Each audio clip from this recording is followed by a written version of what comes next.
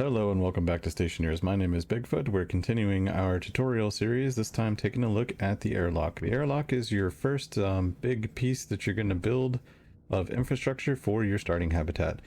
So you've got your habitat created, you've brought in all your supplies, and now it's time to set up the airlock.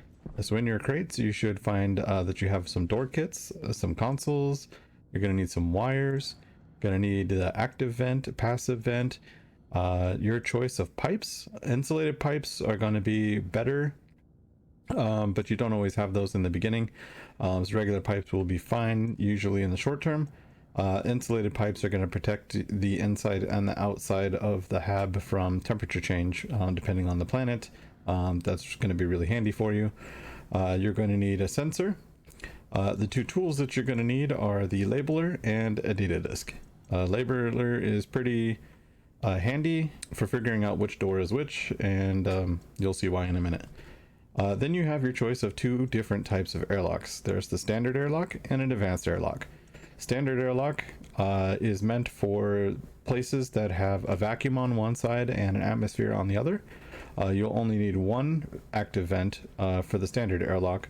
The advanced airlock, you need two active vents if you have two different atmospheres on each side of the airlock.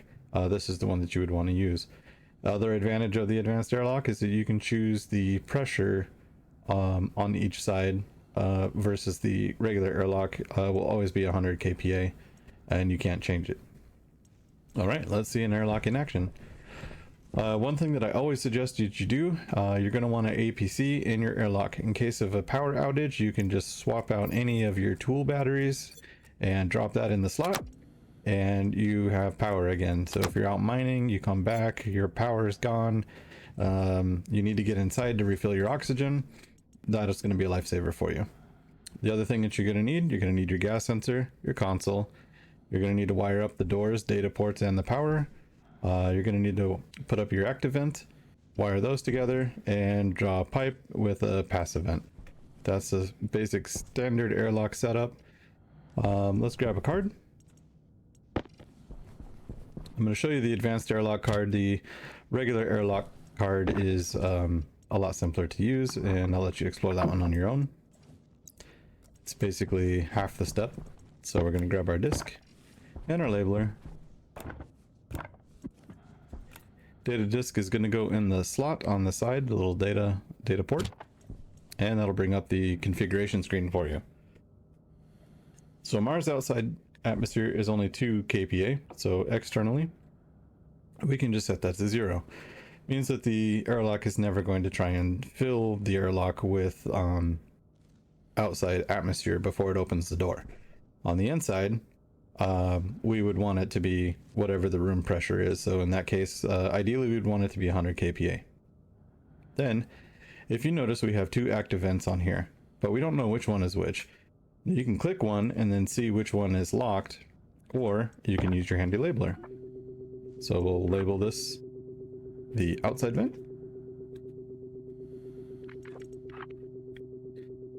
We'll call this the inner vent. And let's go ahead and name the door as well. So inner door and outer door. All right, don't need the labeler anymore.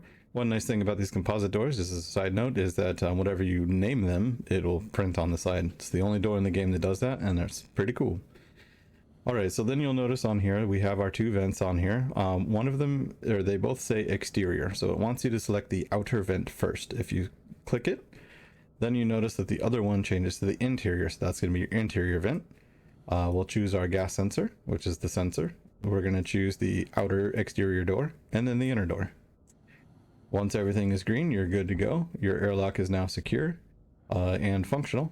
You'll notice also that the door lock icon is there. So you take out your data disk and your airlock is now fully functional. You press the door and it'll cycle. And again, because we set that to 0, it's no longer going to try and pressurize the airlock. So that is an airlock 101. It's a super simple thing. Just remember to set the pressures accordingly, so to the outside and to the inside, or just put it at 0 and then it won't try and repressurize. So now let's take a look and see if we can't make the airlock faster.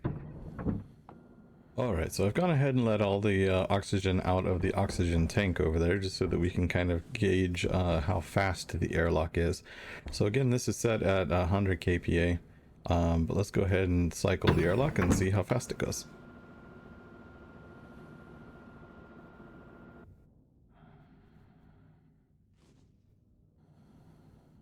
Okay, not too bad.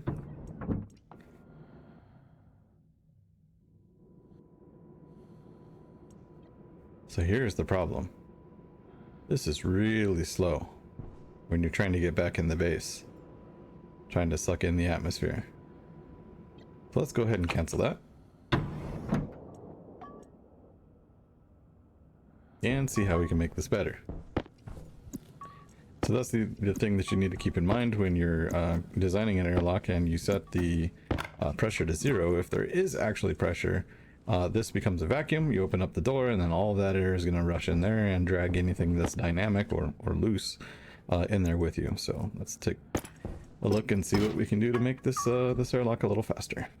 Okay, so I've expanded the pipe network in this room, and if you grab your tablet, you can see that basically we went from 10 liters for a single pipe segment to 1,190 liters in this pipe, which means that I have that much more capacity available to the vent for it to draw from. The other thing that this setup does is it prevents having gusts of wind. If you have like one vent here that's blowing all the air back in, then you're going to create a whoosh of air. This kind of diffuses it all throughout the room, helps with gas mixing and all that good stuff. I just need one vent per frame. So let's go see how fast this goes. So as you can see, the active vent has a whole lot more volume to draw from, so it is much faster now. There are other ways that you can do it. You can use the pipe utility kits and have a bunch of inline tanks through the pipe utilities kit. You can use a back pressure regulator to keep pressure in a inline tank so that the vent has access to it. I personally like to draw out my room ventilation this way. So let's take a look at the Mars atmosphere. So if for some reason you decided that you were going to use the other airlock card and not be able to change the external vent pressure, so I changed that back to default. It's going to take a really long time for the Martian air to fill this up. You can hit cancel to depressurize, but it gets annoying after a while. So let's see what we can do to speed up the outside. So as you can see, this is just going to take ages to fill back up. All right, so now in this extreme example, I'm combining the two efforts. I have a vent on each cell. The world atmosphere is distributed by cells, so that frame worth of atmosphere will be drawn in through the vent. So that's a frame cell. This will be a frame cell here. That's a frame cell. And we're also utilizing the utility kits with the larger vents on there, or the larger inline tanks, to give us 1,130 liters out here, which will greatly help with the Martian atmosphere. So let's take a look and see how fast that goes.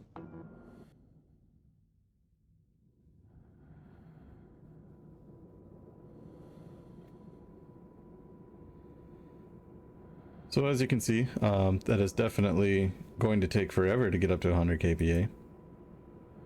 However, because we increased the amount of gas that is available to the vent, it is going considerably faster.